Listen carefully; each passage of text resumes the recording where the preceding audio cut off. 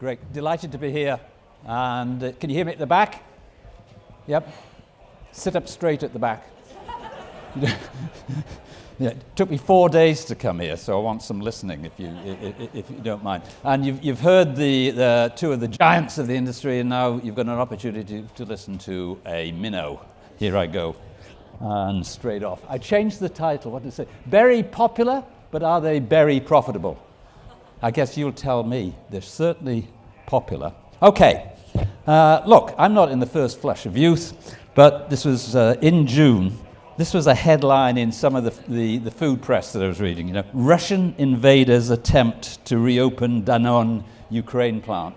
And honestly, I mean, I never thought in my sort of professional lifetime I'd be reading some sort of headline like that. I mean, we are in spectacular and in many cases tragic times. And what sort of intrigues me is that if I look over the last 2.5 years, whatever it is, that if there's one word that has been overused and misused, it's unprecedented. I don't know if you know, the pandemic is unprecedented.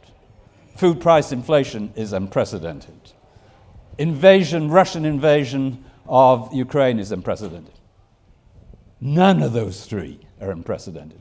You know, go back about 400 years and a third of Europe died in a pandemic, for God's sake. Ukraine invaded by Russia, they did that in 2014.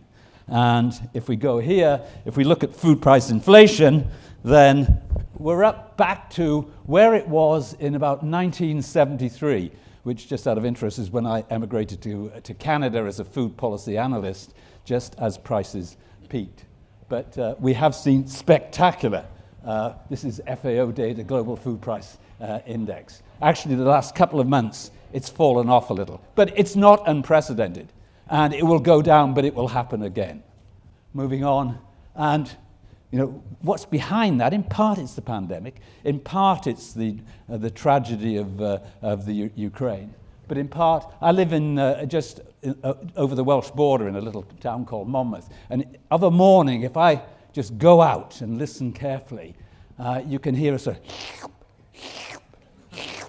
and that's China hoovering relentlessly the world's harvest into its storage bins. And that's another reason why it's driven food prices. Has that anything to do with berries? Of course it's got lots to do with berries, because we have food price inflation, which is by no means over. If I went back, actually, that this is like wholesale prices, if you will, which have not been passed through yet to retail. We'll see that happen over the next 3 months. And whenever you get food price inflation at 15% or thereabouts, which is what it'll be, then you know there's trouble, I can assure you. So in the UK, who'd have thought this? Supermarkets add a security tag to Lurpak as price soars to £9 a tub. And here's cheese with security tags on. You know, just as you normally have on bottles of champagne, etc. That maybe is unprecedented. I've never seen it on cheese before. And so here we are in this sort of peculiar situation. Ukraine war to cause biggest price shock in 50 years, World Bank. Fertilizer prices, you know all about that. Food ingredient prices, farm input prices just escalating. And then to make things worse around the world, that as we see these prices just going towards the roof, 23 plus countries ban exports in an attempt to control food prices at home. And all that does is exacerbate overall food price inflation around the world. Just dreadful. I mean, for a while, Indonesia, for example, banned the export of palm oil. And that just shot it up. Moving on. And here we go, the impact our food supply chains of the pandemic have lost headlines to war and oil. If you think back to that period when we didn't have a Ukrainian war and when oil prices were not on the up, then it was all about the pandemic. And that's sort of gone away now, as have masks, largely. Moving on. But we know what the impact is on farmer costs. You must do every damn day. And this is just from the UK. UK food production to shrink as input inflation hits 24%. Is that unprecedented? Probably not. Moving on. And then, too, what's been pushed back is that climate change concerns have been bumped by inflation worries. And yet it's a reality, we know. Just looking at what's this, 2021 was the 5th warmest year on record. You can see sea levels rising. Just in my own country, in the UK, that the government is just saying, okay, these are the areas we're going to leave alone. We just cannot stop flooding there.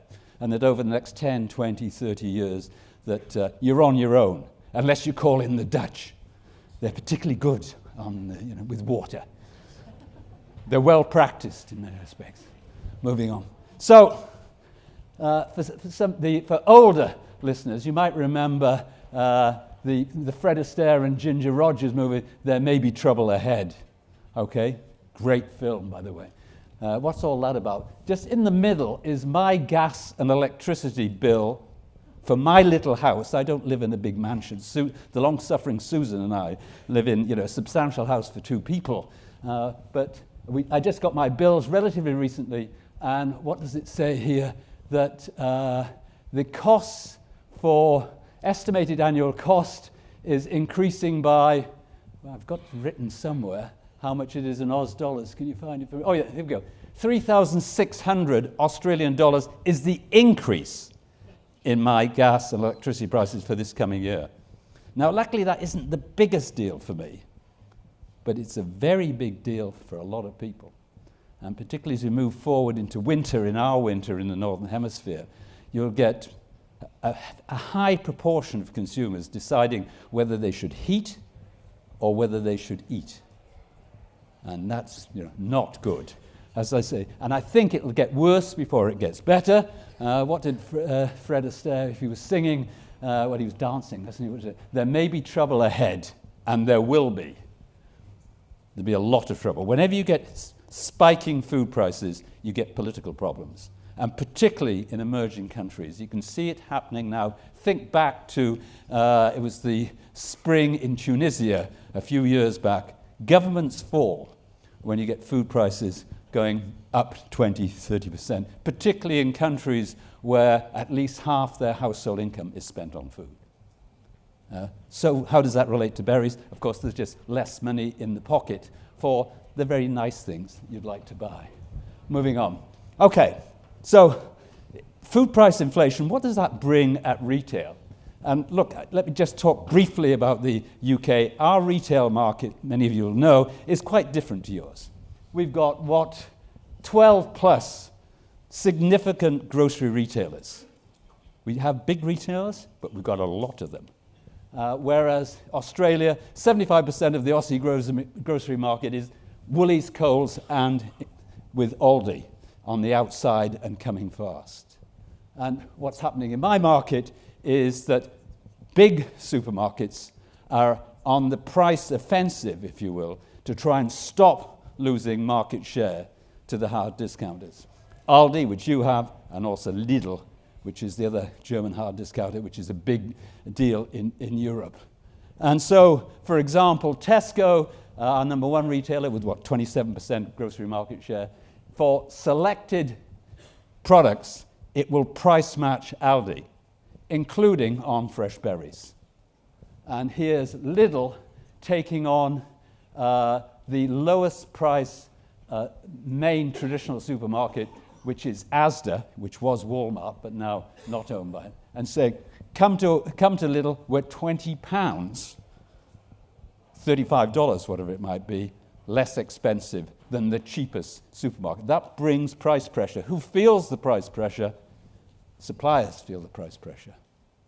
And retailers are just resisting to put up prices in the face of 25% farm input cost escalation at the farm level. That's not sustainable, but it will hurt in the meantime. And here's Aldi, you're always smart, saying, well, the catch to Tesco's Aldi price match is it's only on 3% of their products.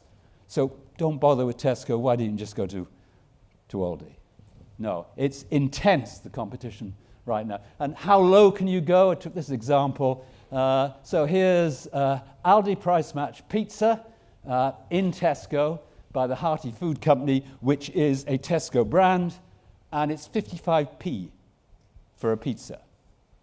Like, that's less than $1, less than $1. What? Moving on.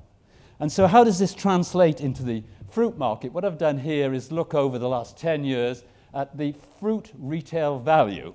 So this is the retail sales of fresh fruit through main retail in the UK. And here's Tesco with 25% fruit value market share. Let's look at how Aldi and Lidl together, if we went back 10 years ago, they had 7.5% of the fruit market. Now they've got 17.5% of the fruit market. And I would say by the time we fast forward 2 or 3 years, they'll have a quarter of the fresh fruit market. That brings pressure on suppliers. You can see the success that Aldi have had here too. And they must love being here. Why? 2 big boys. I mean, we've got 12 of them. There we go. Okay, so how does this relate to Australia? And so you've got supermarkets, these big supermarkets, they require growth, sales growth. The financial dynamics of them are such that if they're not growing, they fall over. It's a bit like riding a bike. If you stop riding, you just keel over. And what they're worried about is those income-constrained shoppers who are in trouble switching to Aldi and Lidl, to the hard discounter. So take the left-hand side here. This is looking at Australian households by quintile. So this is the putting into five groups. So the highest 20% in Australia, average household income is 280,000 plus. The bottom 20% is 24,000. Big difference. That sort of income polarization. I would suggest that in Australia over the next year, when we have real strong food price inflation, there's probably 40% minimum of Australian households who will be struggling. And Woolies and Coles say, we don't want to lose them. We don't want to lose them to Aldi. And that's going to bring price pressure in your retail markets.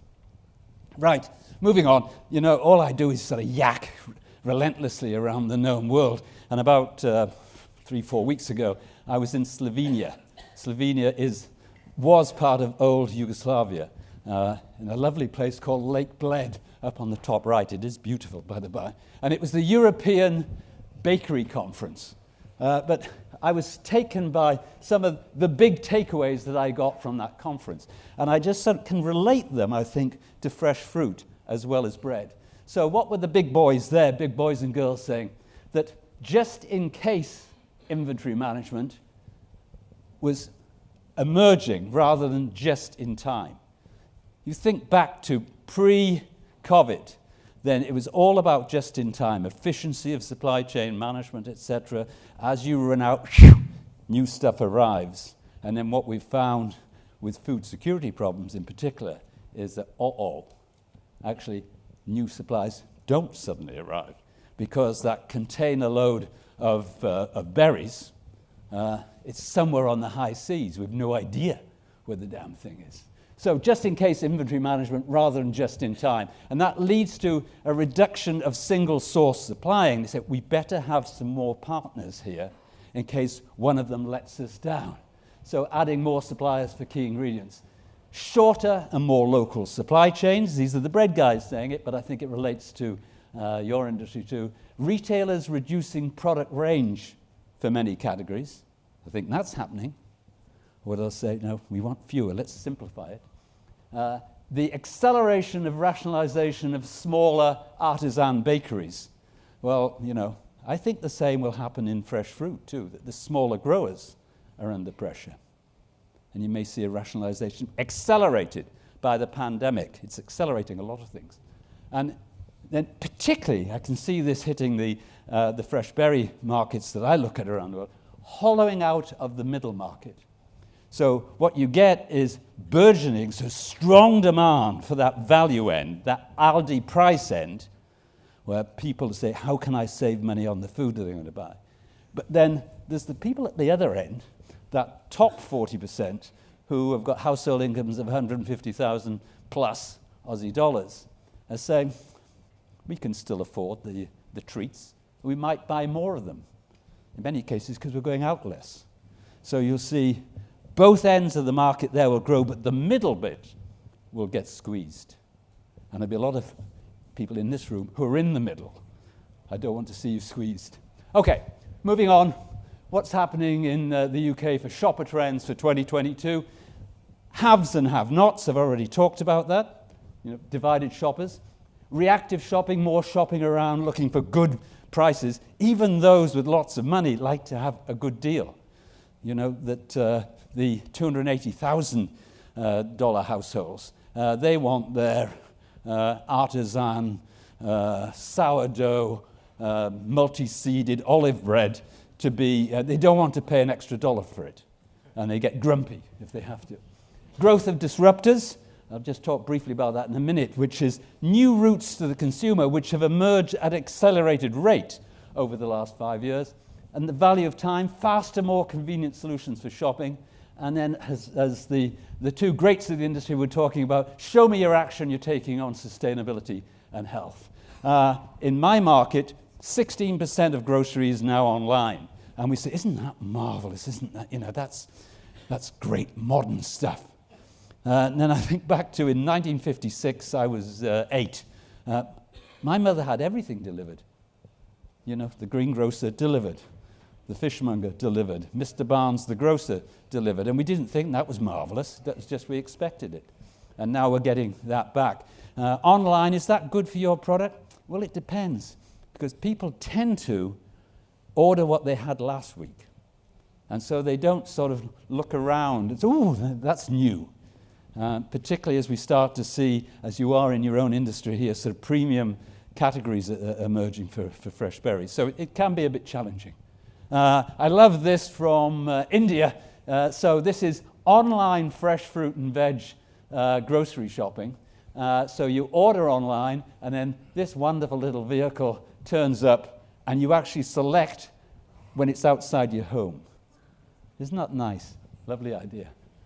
What else have I seen through the last 2, 3, 4 years is acceleration in technology in grocery retailing itself. We all know about Amazon Go. We just walk into the store, click your phone, just pick stuff off the shelves, and then walk out, and you know exactly what you've bought. Well, Tesco are doing the same now, and you're seeing that grow at pace, I might say. It's just brilliant to see. And then this, I'm sure in Australia, I haven't really tracked it in Australia, but the sudden emergence of this 15-minute grocery delivery. And does that relate to your products? Well, it does in London. If you track what, let's pick, say, Gorillas, which comes out of Berlin, but it's a big deal in London, or GoPuff, which is from the US. Who uses 15-minute delivery? Tends to be younger people, and they're just as likely to order a bottle of wine and an avocado, or some berries. Surprise! It's a new route for the consumer. It's sort of useful to track that to make sure that you're covering all the new routes. Moving on, and we have as you do in Australia, the Hello Freshes of this world. They're still alive and well. Their stock price has collapsed. Just cataclysmically, actually, but the market cap is still Australian 7 billion. And the way that I track this is that when I'm home and I take the dog out for a walk, on the night before the Garbo guys, I think you said, the Garbo guys come with particularly for packaging waste, etc., is you can see the number of Hello Fresh packages that are out. You think, well, somebody's using that. So again, it's a new route to the consumer. What does that mean for us? Moving on. The two guys talked about this. The power is on your plate, where consumers are now saying, actually, my food purchase decisions can have a significant impact in a wider sense on our world. We can have a healthier planet and a healthier person, depending on how I choose my food products. And so, again, this intrigues me, that if you, as we went into to COVID, that in the UK, I bet it's the same in Australia, people said, right, this is an opportunity for me to eat more healthily, and what's more, to do more exercise. I note that after about 18 months of pandemic, in the UK, the average weight had increased by about 3 kilos. And, you know, if I look down the list here, UK obesity rate is higher than average, but it's not at Australian levels. or indeed at New Zealand levels. And you're lovely people. You are. But you're all as round as puddings. Yeah. But it's frightening. Pre-pandemic, the proportion of UK population, 50 and over, that like 64% were overweight. It's about the same in Australia, a little higher. And now governments are starting to say, actually, we can't just try and nudge people into better diets. We might actually have to be more stronger. In the UK, until COVID, they were saying we might tax high-fat and high-salt products. They've withdrawn that because they don't want to put extra pressure on food prices. But now the push is coming, and that must be good for fruit and vegetables. Must be good. You can see it here that our government is trialling vouchers for fruits, vegetables given by general practitioners. So, you know, good stuff. You're on the side of angels when it comes to health. And what's more, certainly across Europe, you can see the arrival of Nutri-Scores. You already have trialled it in Australia, but it will come, and it's going to come over the next 1-2 years. So it'll be traffic light related, you know, green for go and great, red for that's really naughty. And the good news, of course, from your perspective, is that fruit and veg should score brilliantly. And it will be, in most markets, as we fast forward a few years, it will be mandatory. This will be governments say, we have to do something. We can't afford to have the ill health associated with overweight that we have in Australia or the UK. It's just too expensive for the taxpayer. That's good news for you guys. And we talked a little bit about health, or was it Soren? But what intrigues me in our industry, if you allow me to say our, that we're often shy about talking about the health benefits. We just don't seem to mention it. I'm saying not everybody's shy. Back to New Zealand, if I look at Zespri, for example, they're not shy at all. I taste great and have twice more fiber than pineapples, say the kiwi fruit guys. If you've got a significant health benefit, I say berries are, if you Google what's best for health in food, then berries come in the top 10. I just remind people about that. You know, it may not be top of mind, as Soren said, they want flavor, quality, availability and price, but I'll just remind them about how good your products are for their general health and not least for their children. Because they forget, they do. And so we have Nutri-Scores, and coming on the outside track at the same pace are Eco-Scores. They're already being trialled again in Europe, so this is, again, traffic light related, green to red, is how does your product score on the environment? And I would suggest you probably score pretty well. Again, so there's two, in both Enviro-Scores and Nutri-Scores, you'll probably do really, really well. That's good news for you, I would suggest. Here we go in the UK, that Tesco, Sainsbury's, Morrison's, that's 3 of the top 4 supermarkets and the Co-op are trialling that right now. And I would say within 2 or 3 years, it'll be mandatory. Luckily, there'll be an app for that too. And here we are with Compass Group, you know, in Australia, Compass Australia, which is into food service. Compass to roll out eco-labels across the workplace catering sites. Compass Group bans air freight products across the UK. It wouldn't surprise me within, say, 5 years if consumers didn't push to have any fresh produce banned if it's in the belly of an aircraft. That would worry me. It worries me. I lived in Africa for 5 years, and I've seen the benefits that the horticulture has brought Kenya, for example, and I don't think that's got a big future. I don't think consumers will want it. They'll say, no, we don't want to buy that if it's been in an aeroplane. There we go. As I say, what are no nutrition environmental scores for your food? You don't have to be too smart because there's an app for that. It's already there. Moving on. And again, what intrigues me is if you look at all the major supermarkets are making big statements about carbon and reducing their carbon impact. The fact of the matter for all major supermarkets is that something like 97% of their carbon impact is in their food supply chains. That's you guys. And Tesco here saying, we insist on climate-friendly farming practices around the world. That's you guys. PepsiCo is doing exactly the same, for example. They say, we will be carbon neutral by 2030. I mean, they're corn, they're maize farmers. They'll say, you'll be carbon neutral by 2030.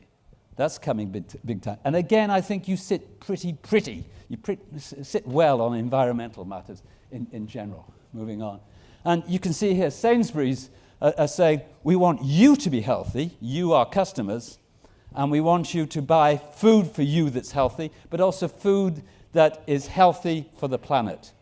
As I say, this is a huge advert outside of Sainsbury, kale to the rescue, saying that kale is good for the soil. I call kale is the soul food of the chattering classes. So let's eat the world better, 1p pesto pasta at a time. So these big players are making promises, and when I talk to the big players, I say, have you talked to your suppliers? Is this a promise you can keep? Because it's not you that will have to make the change. It's you guys who will have to make the change. And of course, it's much more than just carbon. It's about water, as Soren was mentioning. Here's PepsiCo's net water positive vision. This has a lovely and packaging, of course, which you're struggling with too, as the entire fresh produce industry, is that France bans plastic packaging for fruit and vegetables from 2022 with a longer phase-out period for berries. I mean, why on earth you should be allowed to get away with it, God only knows, but there we are. You know, God love you. Moving on. So, okay, if I get more berry-ish now, just picking up, let's start with the US. And I noticed, the theme as we go through the first morning of this, it's been very blueberry-ish. And not least because that's where a huge area of growth, as you can see for the USA per capita blueberry consumption, it's approximately 1 kg per capita. That's not a lot. It's 30% higher than in the UK. And the expectation is that it will keep on going. Where do all these blueberries come from? Well, everywhere. And I'm often amazed if you look at, but particularly look at Peru and Chile, for goodness sake. And pre-COVID, when I was traveling in those countries, it always used to amaze me. You'd arrive at a new place and there'd be hillsides covered with either avos or blueberries. And I see them on my market. You don't see them on your market. I'll come back to that. I mean, the impact that has on UK fresh berry prices is enormous. And because you've got this great big protective wall around you, again, I've been coming to Australia for like 30 years, 40 years, whatever. And I think you've done such a brilliant job in convincing the 28 million, however many Australians, that if they eat anything in fruit that doesn't come from Australia, it'll probably kill you. Particularly those really poisonous apples from New Zealand. You've got to really watch those. You can just keel over at the drop of a bloody hat. There we go. Okay, and in the US, again, I was taken that the consumer's response to price changes varies by type of fruits and veg, and the research shows that berries, from a price perspective, are relatively inelastic. That it would seem in the US that if prices go up, that consumers continue to purchase fresh berries, whereas for God's sake, rhubarb is highly price elastic. I didn't know you ate rhubarb, but thought it was used in, some spurious backyard for sort of light thrashing people. But so I've read. There we go. What of the UK? It's the rise and rise of fresh berries. Just to give you some figures to match Peter's, actually. And berries have been rewarded with just more prime shelf space. So here we go. If you went back to 2007, which is as far back as my figures can go, so what's that, 15 years, that retail fruit value, so if you looked at the retail fruit bowl, then 19% spend was on apples, berries 18%. Fast forward to 2022, and now berries in the UK are 28% of total fruit spend. They'll be a third of total fruit spend, I would bet, I don't know, 20, 25, 26. They continue to grow. But something that always that stuns me, and it's the same for Australia, is how little we in the UK spend on fruit, and you're not much better. I mean, for example, in the UK, average weekly house spend, this is per household, average weekly household spend on fresh fruit is $7.50. I mean, that's just nothing really. It's not much better in Australia. It is not. And, you fancy yourself as being really bloody healthy. As I said, you're always round at pudding, but that's another.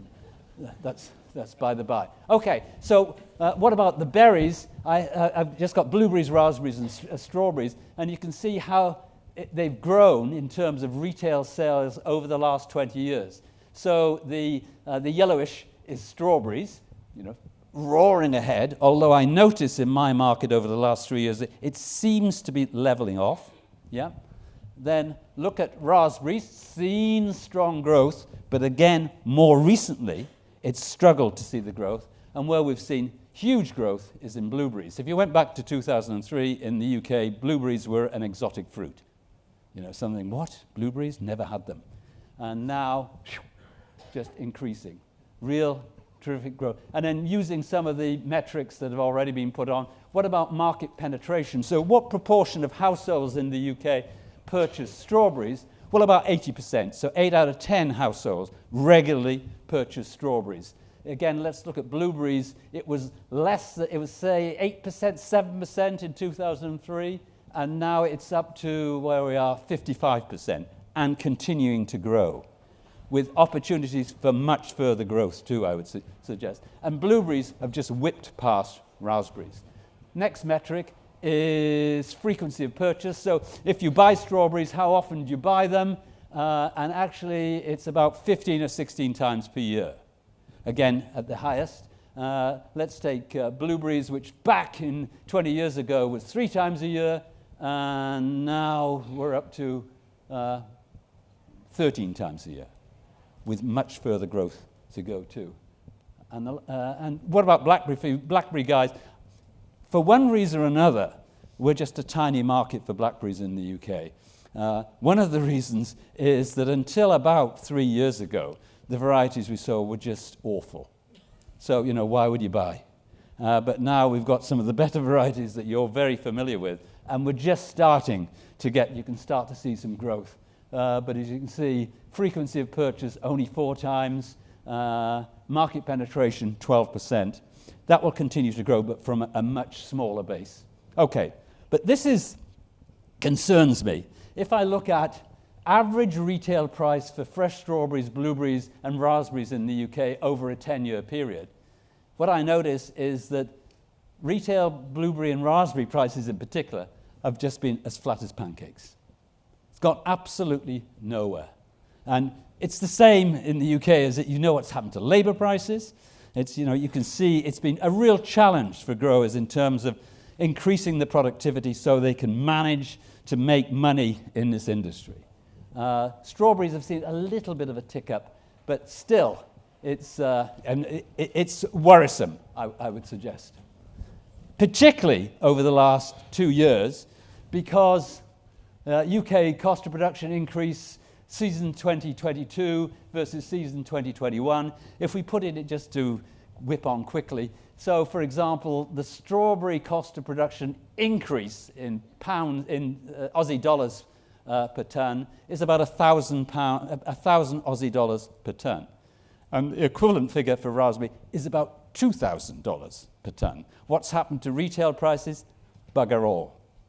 They are what they were last year and the year before. You can see, I think there's damage being done in my market, and you'll see growers leaving the industry, I would suggest. What about fresh strawberries in Sainsbury's for the have and have-nots? You can buy expensive strawberries and you can buy cheap strawberries, but still there's very poor product differentiation across all the berry categories.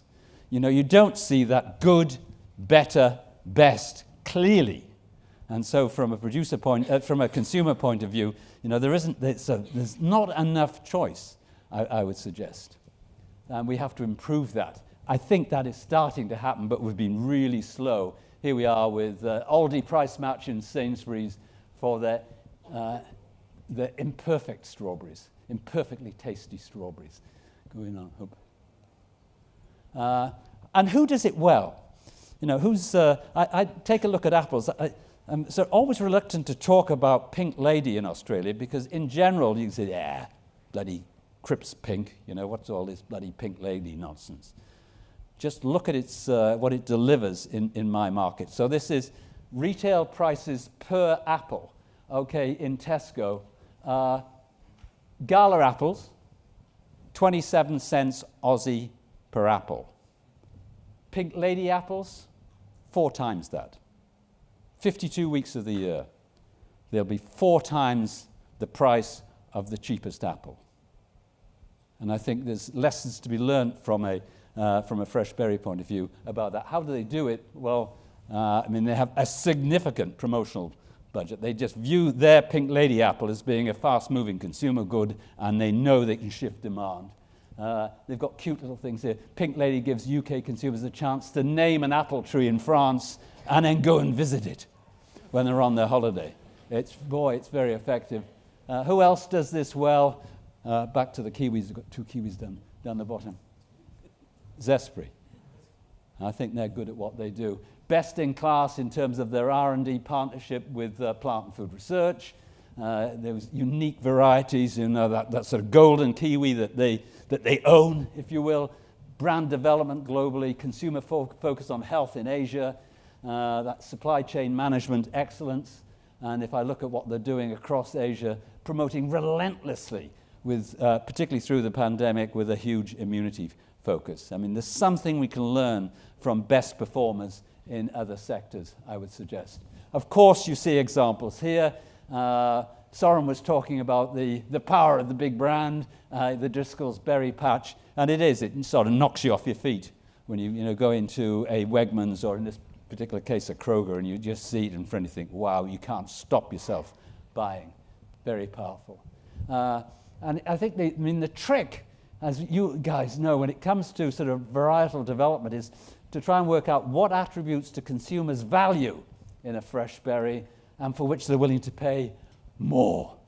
And can my business own and protect the benefits from those who would commoditize it? If I flip back to what's happened in fresh fruit at retail in the UK, actually what we've seen over the last 20 years is we've increased our banana consumption, whilst sales value bananas have gone down. So, they're essentially, bananas now are a free good in the UK. They're sold for about $1.50 a kilo. And why is that? Because 96% of all bananas are Cavendish. And it's just, there's no premium. Absolutely zero premium. That's very, very dangerous. I can see there's a lot happening in blueberries. And what's more, it happens to be Australia-based. And that's sort of brilliant. But we haven't seen that in the UK yet.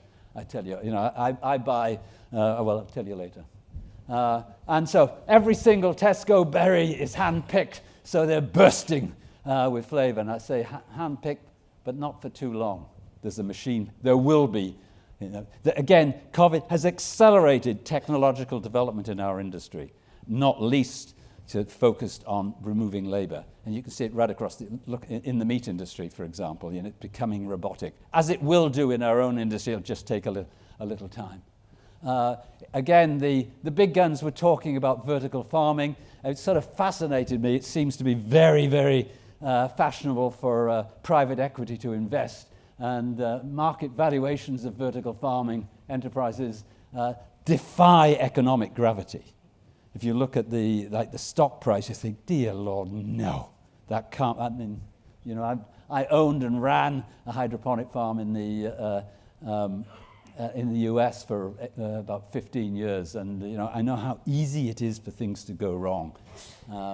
But the big boys are here, Driscoll's with plenty, partner on vertical farm for strawberries, and I think we've got to sit back and say, by 2030, in some of these big urban markets, how important will they be?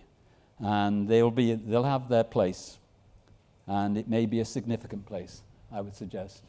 Okay, and also, as mentioned, what about technology? Gene manipulation, using CRISPR technology. I think it makes many consumers nervous, but so you've got to ensure the benefit is relevant and significant for consumers and well communicated to them.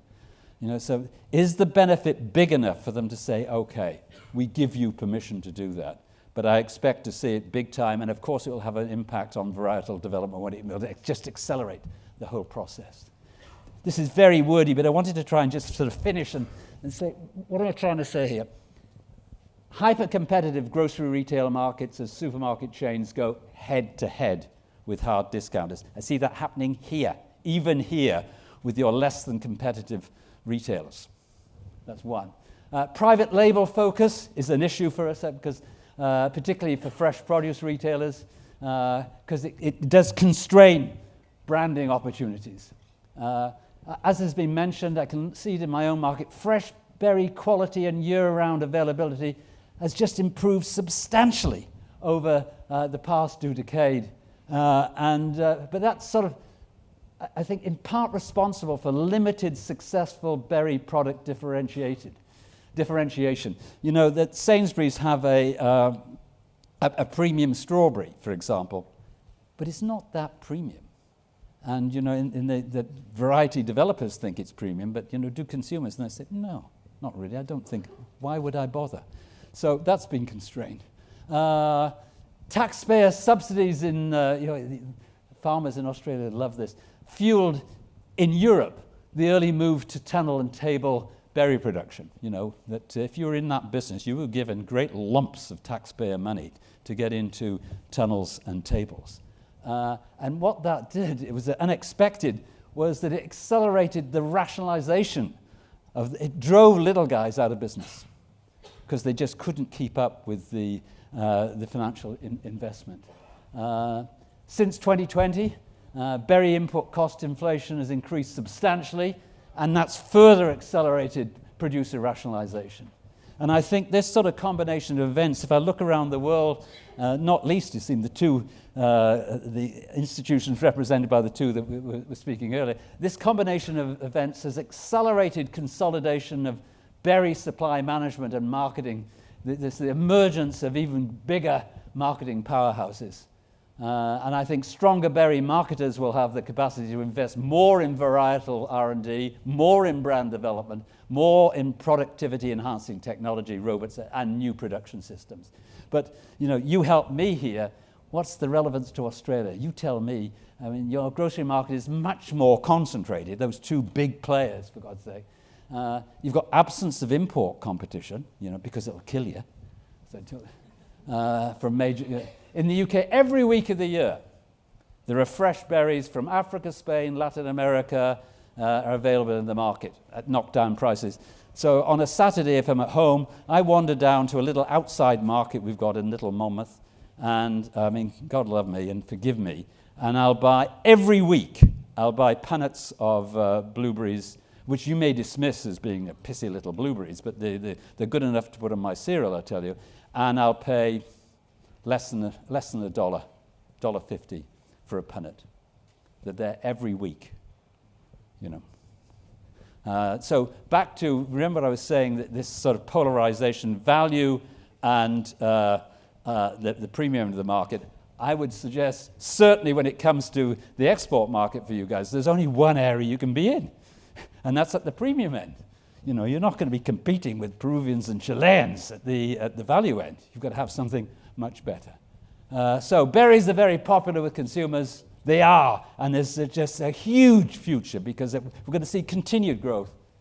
But are they profitable for growers? And I think that's a real challenge. Last one, and then I'll go. Frequently as an industry, I think we've failed to communicate fresh berry product value to consumers. And it always sort of intrigues me here that, you're a great coffee country. Always get a good cup of coffee. And how much do you pay? Do you really pay $5 for a cup of coffee? Yeah. And then I look at some of the market research where it'll be berries at $5, which is a lot by my standards, and consumers are saying, You know, fresh berries, they're lovely, but they're a bit expensive. What? You know, people will buy like maybe 2 coffees a day. That's during the working week, that's $50. I'll tell you something, that's 5 times more than they spend on fresh fruit for the household. I think we've got to do more about communicating the value. And that's my lot. Thank you for listening.